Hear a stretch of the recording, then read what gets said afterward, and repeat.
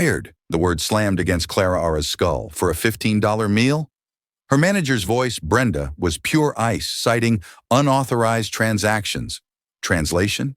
She'd used her own tip to feed a hungry guy. As they frog-marched her out, uniform practically ripped off, a secret bloomed. The homeless man wasn't some bum. He was someone important. He saw it all, the raw deal, the quiet dignity. But Brenda? Kensington Erie's? They saw none of it. Just numbers. That's the kicker. They think they've won. They have no idea how her quiet kindness will change everything. A storm's coming. I can feel it. As she was escorted out, her uniform stripped from her, she felt the burning stares of coworkers and customers. She had lost everything for a simple act of kindness. But what she didn't know, what no one could have known, was that the homeless man she helped was no homeless man at all. And his return the next day wouldn't just change her life, it would shatter the very foundations of the multi-million-dollar corporation that had just cast her aside. The alarm on Clara Ara Miller's phone didn't so much chime as it shrieked a piercing 500 a.m. digital scream that sliced through the thin walls of her small apartment. For a moment, she lay still, the familiar ache in her lower back, a dull reminder of yesterday's 12-hour shift. The scent of stale coffee and the faint, sweet smell of her son's lavender-scented laundry detergent hung in the air. This was her world. A symphony of exhaustion and love played on a loop. She slid out of bed, her bare feet meeting the cold linoleum. In the other room, her 7-year-old son, Leo, coughed a dry, rattling sound that made her heart seize every time. His asthma was a constant, unwelcome guest in their lives, its presence dictated by the changing seasons, the city pollution, and the cruel lottery of genetics. The new nebulizer sat on his bedside table, a plastic monument to their last emergency room visit and the mountain of debt it had created. Clara Ara was 29, but on mornings like this, she felt 100. Her reflection in the bathroom mirror showed a woman she barely recognized. The bright, hopeful eyes of her youth were now framed by faint lines of worry. Her blonde hair, once her pride, was perpetually pulled back in a severe functional ponytail. She was a waitress at the Golden Spoon Diner, a mid-tier establishment owned by the sprawling corporate giant Kensington Erie's, Inc. It wasn't a glamorous job, but it was a job. It paid the rent just barely and kept Leo's inhalers filled most of the time. The uniform was a drab polyester affair, a pale yellow dress that always seemed to smell of fryer oil, no matter how many times she washed it. As she buttoned it up, she ran through the day's mental checklist. Drop Leo at Mrs. Gable's. Pray there's no traffic. Remember the Wednesday soup special is clam chowder. And most importantly, stay on the right side of Brenda Vance. Brenda was the diner's manager, a woman who seemed to be forged from steel corporate policy and burnt coffee. She managed with a clipboard in one hand and a stopwatch in the other. To Brenda, customers weren't people. They were tickets. Employees weren't a team. They were units of labor. Everything was a metric table. Turn time, average, guest check, side dish, upsell percentage. Compassion was an inefficient variable she had long since eliminated from her management equation. Miller, you're 3 minutes late, Brenda would say if Clara Ara clocked in at 6:03 a.m. That's 180 seconds of unproductive labor cost the company has to absorb. Clara Ara swallowed a dry piece of toast, kissed a sleeping Leo on the forehead, and whispered, "Be good for Mrs. Gable, sweetie. Mommy loves you." She scribbled a note, left it on the counter with a small glass of juice, and slipped out into the pre-dawn chill of the Chicago streets.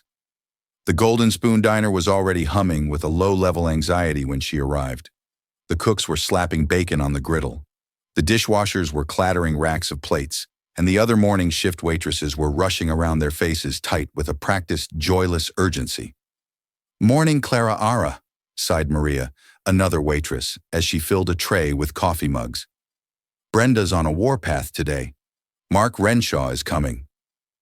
Clara Ara's stomach tightened. Mark Renshaw was the regional manager, a corporate shark known for his surprise inspections and his penchant for firing staff to streamline operations. His visits meant Brenda would be 10 times more demanding, scrutinizing every pour of coffee, every crumb on the floor. "Great," Clara Ara muttered, tying her apron. "Just what we need." The morning rush was a blur of frantic activity. Orders were shouted, plates were delivered, and coffee was sloshed. Clara moved with an efficiency born of years of practice, a forced smile plastered on her face. She was polite to the grumpy old man in booth 4, who always complained his coffee was too hot. She was patient with the table of indecisive tourists. She even managed a genuine laugh for Mr. Henderson, a regular who told the same joke every single day. Through it all, she was acutely aware of Brenda's hawk-like eyes, following her every move. She saw Brenda tap her watch as Clara spent an extra minute helping Mr. Henderson find his dropped glasses. She saw the slight frown when a child at one of her tables spilled a glass of water, forcing Clara to stop and clean it up. By midday, the initial rush had subsided into a steady, manageable flow. Clara finally had a moment to breathe, leaning against the service counter and rubbing her aching feet. Her tips so far were meager. She did a quick mental calculation. After paying Mrs. Gable and buying groceries, there would be barely enough to cover the COA for Leo's new prescription. The anxiety never far from the surface began to bubble up again. She had to make more. She had to get more tables, turn them faster, upsell more desserts. She had to be the perfect employee. It was then, at precisely 1:15 p.m., that the bell above the diner door jingled and a man shuffled in. He was the kind of person most people try not to see. His clothes were ragged, his graying hair was matted, and his face was etched with the kind of deep, weary lines that speak of a life lived on the harsh edges of society. He hesitated at the door, as if unsure of his welcome, his eyes scanning the room with a mixture of hunger and shame. Brenda, standing near the cash register, saw him immediately. Her lips thinned into a razor-straight line. She was already moving towards him, her body language radiating hostility, ready to eject him before he could even take a step further. But Clara, whose station included the empty tables by the door, saw him first. Their eyes met for a fleeting second, and in his she didn't see a nuisance or a problem. She saw a profound and desperate exhaustion. Acting on an instinct she couldn't explain, she picked up a menu, stepped in front of a glaring Brenda, and gave the man a small, gentle smile. "Table 41?" she asked, her voice soft. The man looked surprised, then nodded slowly. Brenda stopped dead in her tracks, her face a mask of incandescent fury. The battle lines had just been drawn at table 7, and Clara had no idea she was fighting for a man who held the entire world in his hands. The man slid into the cracked vinyl of the booth at table 7, moving with a stiff awkwardness as if his body ached. He hunched over the menu Clara handed him, though he didn't seem to be reading it. His gaze was distant, his hands trembling slightly as he folded and unfolded the corner of the laminated page. From across the room, Clara could feel Brenda's stare burning into her back. It was a direct act of defiance to have seated him, and they both knew it. Clara approached the table, her notepad in hand. "Can I get you something to drink to start coffees fresh?" The man looked up. His eyes, she noticed, were a surprisingly clear, intelligent blue, though they were clouded with weariness. Just water, please." "Thank you." His voice was raspy, unused. When she returned with the water, he still hadn't opened the menu. He was just staring out the window, watching the city rush by a solitary island in the bustling diner. "Have you decided what you'd like?" Clara asked gently, trying to keep her tone professional. He flinched slightly, as if startled from a deep thought. "Oh, He looked down at the menu, then back at her, a deep flush of shame coloring his weathered cheeks. "What's the cheapest thing you've got that's filling?" he mumbled, his eyes fixed on the table. Clara's heart broke a little. She'd heard that question before in different forms. The single mother trying to feed 2 kids on $10. The student with his laptop trying to make 1 coffee last for 4 hours of free Wi-Fi. "The sunrise special is our best value," she said, pointing to the all-day breakfast section. 2 eggs, bacon, toast, and hash browns. "It's $10, or she leaned in a little, lowering her voice. The kitchen staff made a big batch of beef stew for their own lunch. "It's not on the menu, but it's hearty. I can get you a big bowl of that for $5. Comes with bread." His head shot up, his blue eyes wide with a mixture of surprise and gratitude. "The stew," he said, his voice cracking slightly. "Yes, please, thank you." As Clara walked to the kitchen to place the order, She felt a renewed sense of purpose. This was why she'd gotten into service in the first place years ago, before life had worn her down. It was about the simple human act of feeding someone, of offering a moment of comfort and care. The man who had mumbled his name was Art ate the stew with a slow, deliberate hunger that suggested he was savoring every single bite. He didn't wolf it down like a starving man. He ate with a quiet dignity that seemed at odds with his disheveled appearance. He cleaned the bowl with the piece of bread, his movements methodical. Clara kept his water glass full, checking on him, as she would any other customer, despite Brenda's increasingly obvious glares and pointed gestures towards the other, more profitable tables in her section. Art was a silent customer. He didn't complain, didn't ask for anything, but he watched. Clara didn't know it, but he was watching everything. He watched her patiently explain the menu to an elderly couple who couldn't read the small print. He saw her slip a handful of crayons and a coloring page to a restless toddler, earning a grateful smile from the frazzled mother. He saw her expertly juggle 6 plates on her arm, her movements efficient and graceful despite her obvious fatigue. He saw her coworker Maria drop a tray of glasses, and he watched as Clara was the first one there, not with a complaint, but with a quiet, "Don't worry, I've got it," as she helped pick up the shards of broken glass. Most of all, he noticed the interactions with Brenda. He saw the manager reprimand Clara in hushed, angry tones for spending too long at his table. "Your job is to maximize turnover, Miller, not run a charity. That booth has been occupied for 45 minutes for a $5 sale. Unacceptable." Clara simply nodded, her face impassive, and said, "Yes, Brenda." When Art had finished, he sat for a long time, just nursing his glass of water.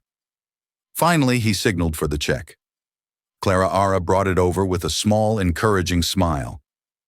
"No rush at all," she said. He nodded and reached into the pockets of his worn-out jacket. He patted his front pockets, then his back pockets. A look of confusion crossed his face, which quickly morphed into panic. He started searching more frantically, his breathing becoming shallow. "Is everything all right?" Clara asked, her smile fading into concern. "My wallet," he stammered, his eyes wide with genuine fear. "It's gone.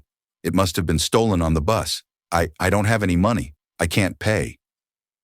He looked utterly mortified, his face pale under his weathered skin. He started to rise as if to flee. "I'm so sorry." This was the moment of truth. Company policy was crystal clear, drilled into them by Brenda and reinforced in training manuals from Kensington Erie's headquarters. If a customer cannot pay you, do not engage. You do not make a scene. You signal the manager immediately. Brenda would then call security or the police depending on the situation. It was a zero-tolerance policy designed to prevent theft and protect the company's assets. Clara looked at the terrified man in front of her. Then she glanced across the diner at Brenda, who was already watching them. Her eyes narrowed with suspicion. She knew what she was supposed to do. She was supposed to raise her hand, call Brenda over, and let the cold, impersonal gears of corporate policy grind this poor man into dust over a $5 bowl of stew. She thought of Leo. She thought of the overdue medical bill. She thought of her precarious financial situation and how desperately she needed this job. Losing it would be catastrophic. Then she looked back at Art, at the sheer soul-crushing humiliation in his eyes, and in that moment, her own struggles didn't make her harder, they made her softer. She understood desperation. She understood what it felt like to be one unlucky breakaway from disaster. Making a split-second decision that would alter the course of her life, she gave him a reassuring look and placed a hand gently on his arm. "Don't worry about it," she whispered, her voice barely audible. "Stay here. Please don't move." Before the man could protest, she walked away from the table, not towards Brenda, but towards the small hidden pocket in her apron, where she kept her day's tips. Clara's heart hammered against her ribs. Every instinct screamed at her to follow the rules to protect herself and her son, but the image of the man's panicked face was seared into her mind. She fumbled in her apron pocket, her fingers closing around the small, crumpled wad of bills she had earned so far. A 1031s and a handful of change, $13 and some cents. It was her gas money, her grocery money, her just-in-case Leo's inhaler runs out money. It was everything. With trembling hands, she smoothed out a $5 bill and 2 ones. The check was for $5 plus tax, totaling $5.45. She would use her own money, ring it up as a cash payment, and Brenda would be none the wiser. The man could leave without the humiliation of a police escort, and she could keep the job she so desperately needed. It felt like a simple, elegant, and compassionate solution. She walked to the point-of-sale terminal at the waitstaff station, her back to Brenda. She quickly typed in the table number and selected the cash payment option. Her hands were sweating as she opened the cash drawer to deposit the money. "What are you doing, Miller?" The voice was ice cold right behind her. Clara Ara froze her hand still inside the cash drawer. She slowly turned to face Brenda Vance. The manager's face was a thunderous mask. Her eyes narrowed to slits. I was just cashing out table 7. Clara Ara stammered, trying to sound casual. "With what money?" Brenda's voice was dangerously low. "I've been watching you. That man told you he couldn't pay. I saw it on his face, and you did not signal for a manager as per protocol." Clara's mind raced. He found the money. It was in a different pocket. It was a weak lie, and it crumbled instantly under Brenda's intense glare. "Open your hand," Brenda commanded. Clara Ara hesitated. "Brenda, it's really now Miller, or I'll have security do it for you." Defeated, Clara Ara opened her hand, revealing her own crumpled bills. Brenda's eyes flickered from the money in Clara Ara's palm to the cash drawer and back again. A slow, cruel smile of triumph spread across her face. This was the moment she had been waiting for, a clear, undeniable breach of Wall-E. "So this is how it is," Brenda said, her voice now rising in volume, attracting the attention of nearby staff and customers. "You are using your own funds to pay for a customer's meal, an unauthorized transaction, a flagrant violation of Kensington Erie's Policy 7B, subsection 4. Employee funds shall not be commingled with company revenue or used to settle a customer's bill under any circumstances." She recited the rule like a religious zealot quoting scripture. The diner was growing quiet. The clatter of cutlery and the low hum of conversation began to fade as people turned to watch the unfolding drama. At table 7, Art looked on his face a mixture of horror and disbelief. He started to get up to say something, but a subtle shake of Clara Ara's head begged him to stay put. Intervening now would only make it worse. "He was hungry, Brenda," Clara Ara pleaded, her voice a desperate whisper. "He didn't have any money. It was $5. What was I supposed to do? Call the cops on him for a bowl of stew? You were supposed to follow procedure." Brenda snapped her voice, now a full-blown declaration for the entire room to hear. "Procedures exist for a reason, to protect this business. What happens next time? Do you give away a steak dinner? Do you start emptying the register for every sob story that walks in that door? You are not just an employee, Miller. You are a liability." The humiliation was a physical force pressing down on Clara Ara, making it hard to breathe. Her cheeks burned. She could feel the pitying stars from her co-workers and the curious, judgmental gazes from the customers. "I paid for it," Clara Ara said, her voice trembling but defiant. "The company didn't lose a single cent. In fact, you made a profit on the stew." This was the wrong thing to say, Brenda's face contorted with rage. "This isn't about one bowl of stew. It's about authority. It's about discipline. It's about the precedent you are setting. You have undermined my authority and willfully disregarded corporate policy. You have proven that you cannot be trusted." Brenda took a step back, her posture rigid and official. She was no longer a diner manager. She was an executioner, Clara Ara Miller. She announced, her voice ringing with a cold finality that chilled Clara Ara to the bone. "As of this moment, your employment with Kensington Erie's is terminated. You are fired." The word hung in the air, sharp and brutal. A collective gasp rippled through the diner. Maria had her hands over her mouth, her eyes wide with shock. Even the cooks had stopped working and were staring out from the kitchen pass-through. "Brenda, you can't." Clara Ara choked out, tears welling in her eyes. "Please, my son, I need this job." "You should have thought of your son before you decided to become a martyr for a vagrant," Brenda retorted coldly. "Take off your apron. I'll have your final paycheck mailed to you. You have 5 minutes to collect your personal belongings from your locker. I will escort you out myself." Numbly, Clara Ara untied the strings of her apron. The cheap yellow fabric suddenly felt impossibly heavy.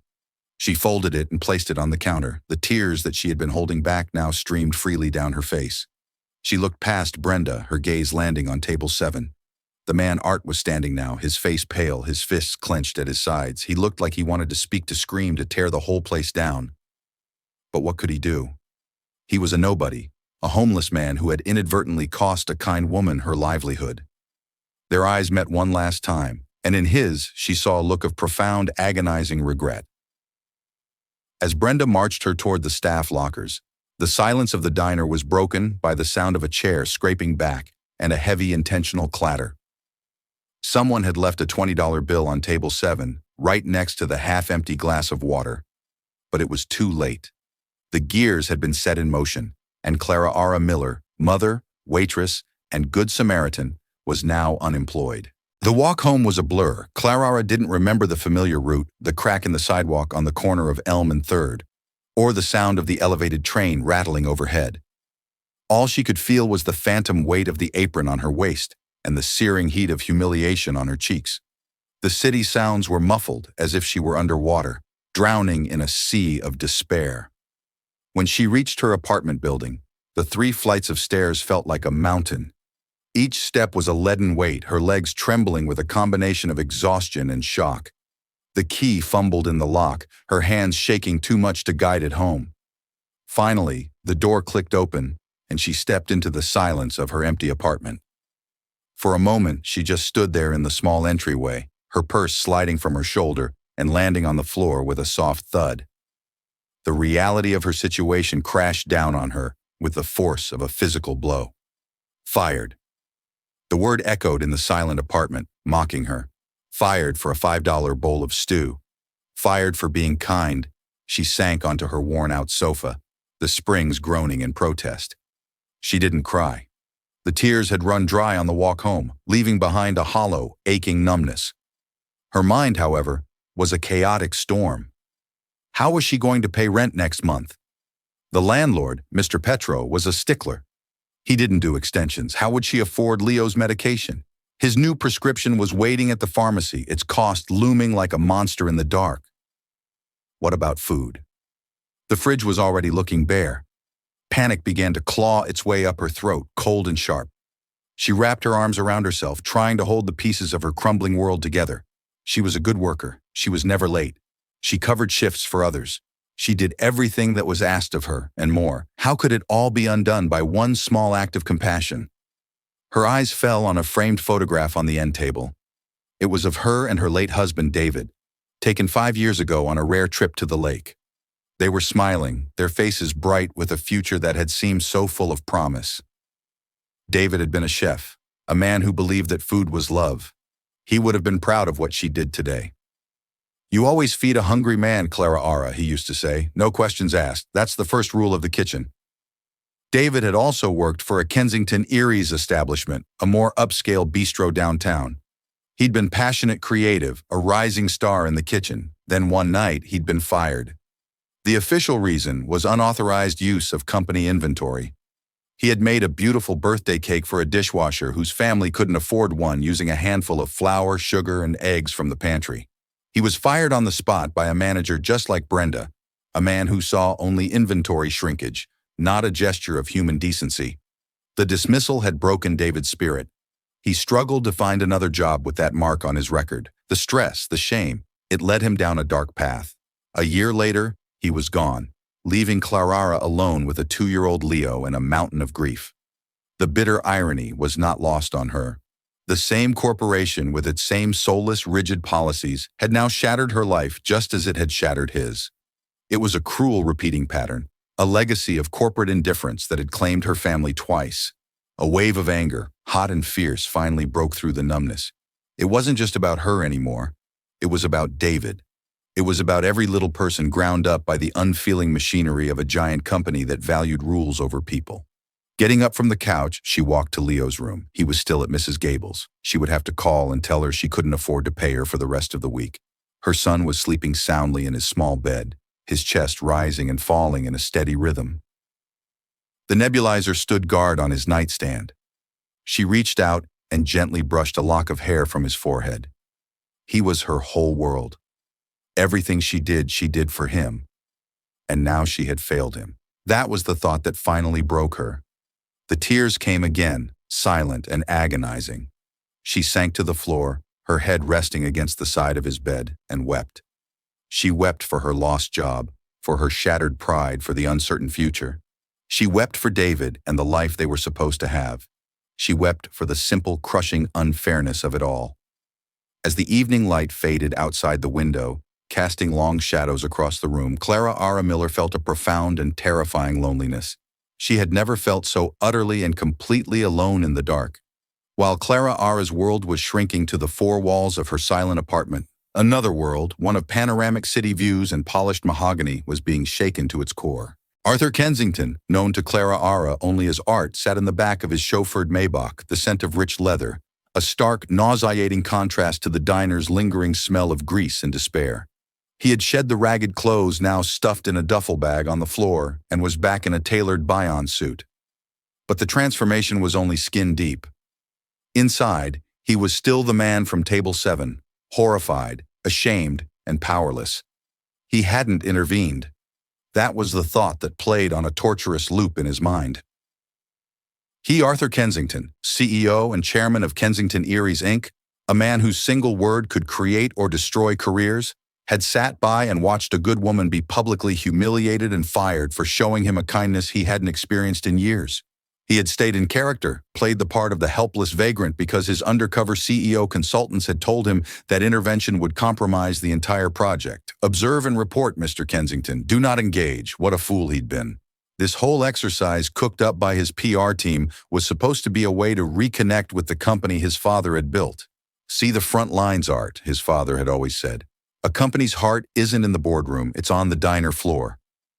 After his father's death 6 months ago, Arthur, who had been raised on spreadsheets and profit margins, felt a knowing disconnect from that philosophy.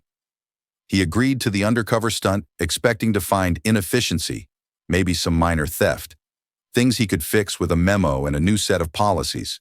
Instead, he found Clara Ara, and he found Brenda. He had witnessed firsthand the brutal manifestation of the very corporate culture he had fostered. Brenda wasn't a monster, she was a product. She was the perfect manager by his company's standards. She quoted policy, maximized profit, and eliminated inefficiencies. And Clara, with her boundless empathy, was the inefficiency she had eliminated. The car pulled up to the gleaming Kensington Tower, a monument of glass and steel that suddenly felt like a tomb. In his penthouse office on the 80th floor, the city lights spread out below him like a blanket of scattered jewels. He had always found this view inspiring, a symbol of his power and success. Tonight, it just made him feel small and isolated. "Get me Mark Renaud on the line now," he barked at his assistant through the intercom. "And pull the complete employee file for a waitress named Clara R. Miller from the Golden Spoon Diner on North Clark Street. And while you're at it, get me the file for the manager, Brenda Vance." He paced the length of his office, the plush carpet, muffling his angry footsteps. He had seen the fear in Clara's eyes when she pleaded for her job, mentioning her son. He had created a system where a mother's livelihood could be extinguished over 545 holes. The thought was sickening. His assistant buzzed back. "Mr. Renshaw is online, sir, and the files have been sent to your secure tablet." Arthur snatched the phone. "Mark," he said, his voice dangerously calm. "Arthur Kensington, I was reviewing the performance metrics for the North Clark Street Diner. Tell me about the manager, Brenda Vance." Renshaw, clearly caught off guard by a direct call from the CEO, stammered for a moment. "Mr. Kensington, sir, Brenda Vance is an exemplary manager, a real bulldog. She has the highest profit margins in my district. Table turn times are down 15%, and upsells are up 20% since she took over." "And her staff turnover rate?" Arthur asked, his eyes cold. There was a pause. "Well, sir, that is slightly higher than average. But in this industry, slightly higher."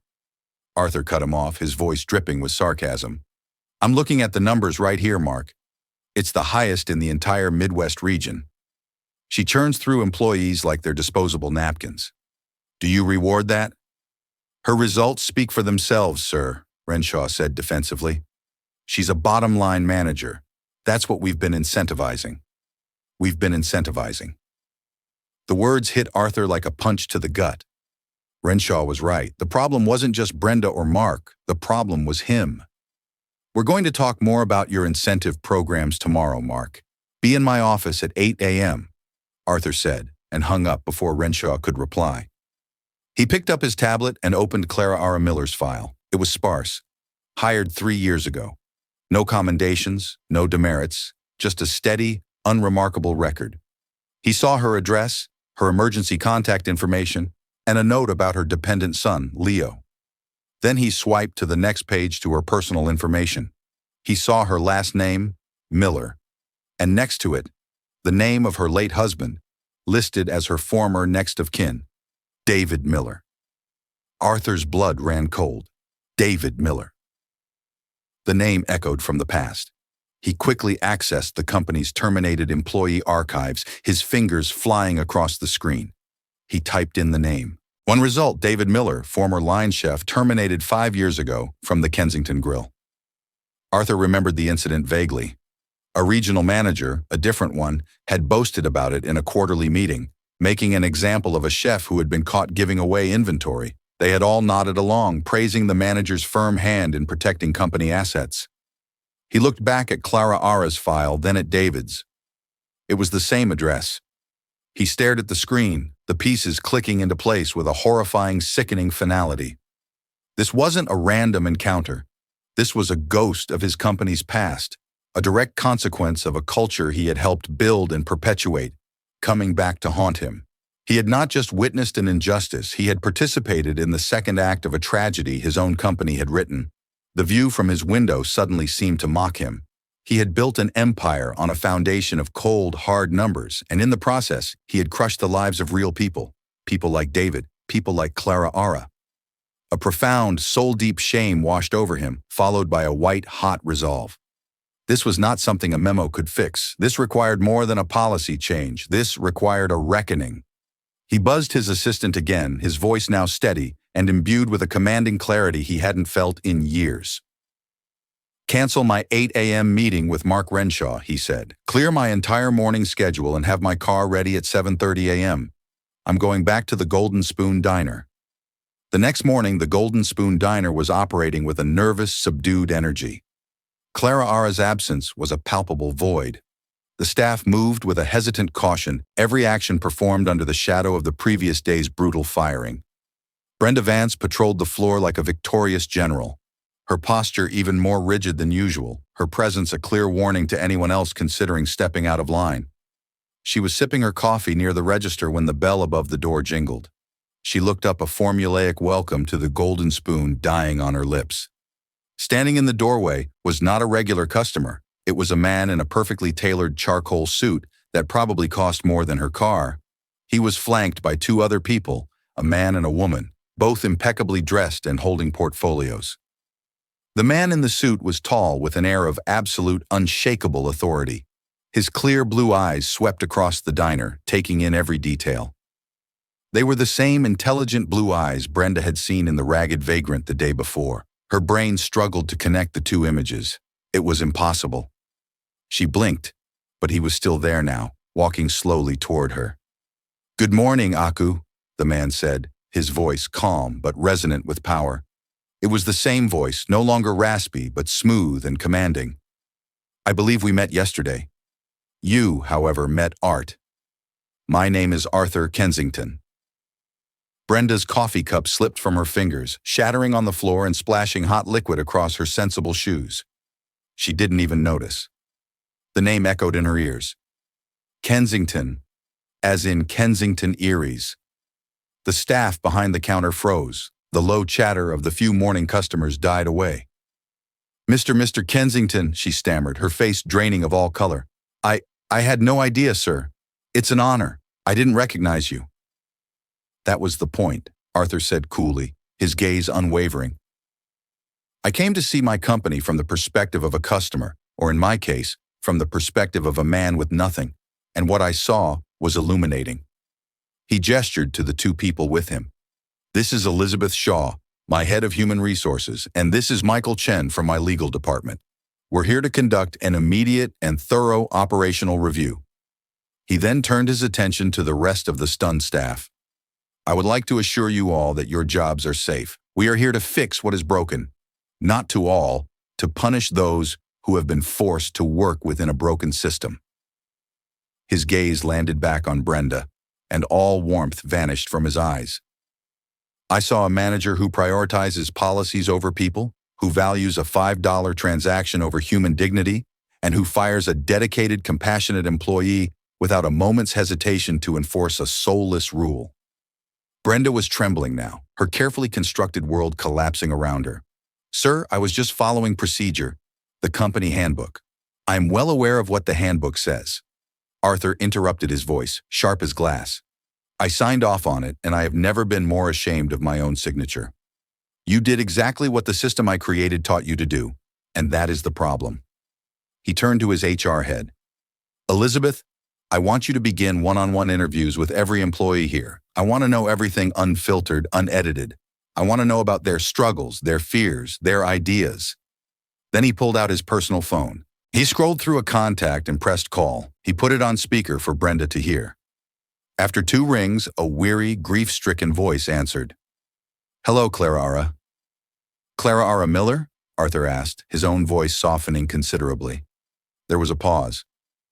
Yes. Who is this? My name is Arthur Kensington. You helped me yesterday at the diner. I was the man at table 7. The silence on the other end of the line was heavy with confusion and disbelief. I don't understand. I know you don't. And I am so profoundly sorry for what happened to you. More sorry than I can possibly put into words. What you did was the kindest, most decent thing I have seen in a very long time. And you were punished for it. That ends today. He took a deep breath. Clara, I need to ask you to come back to the diner right now. There's something we need to discuss in person. It's important. It's about your husband, David.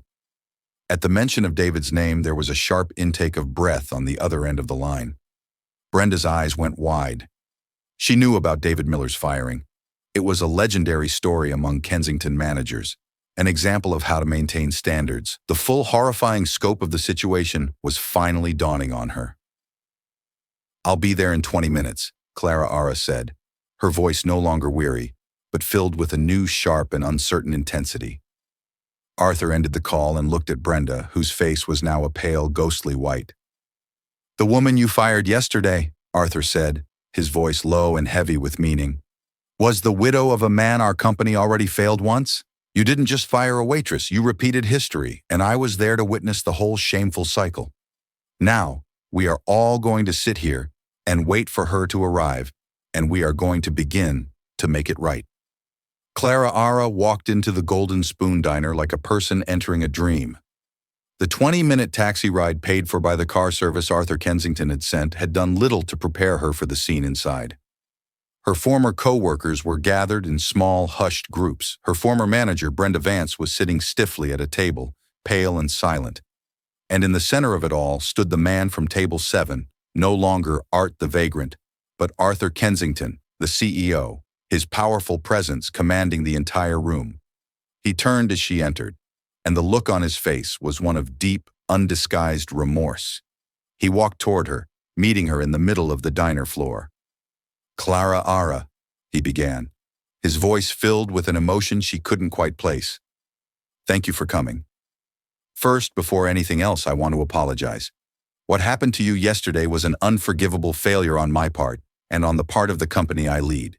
There is no excuse. Clara was still trying to process the sheer surreality of it all.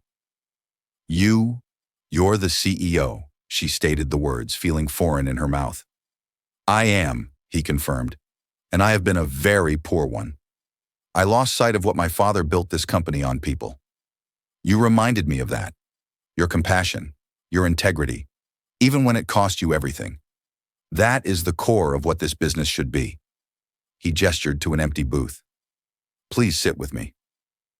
Hesitantly, she slid into the booth and he sat opposite her. For the first time, she wasn't his waitress. They were equals. When I looked at your employee file, he continued gently, I found something that stopped me in my tracks. Your husband's name, David Miller. I remembered his case. Clara stiffened old wounds, reopening with a fresh, sharp pain. You fired him for giving a birthday cake to a man who had nothing. Arthur didn't flinch from her accusatory gaze. He met it head on. Yes, he said, his voice thick with regret. We did. It was a decision made by a regional manager, but I was the CEO. I endorsed the culture that allowed it to happen.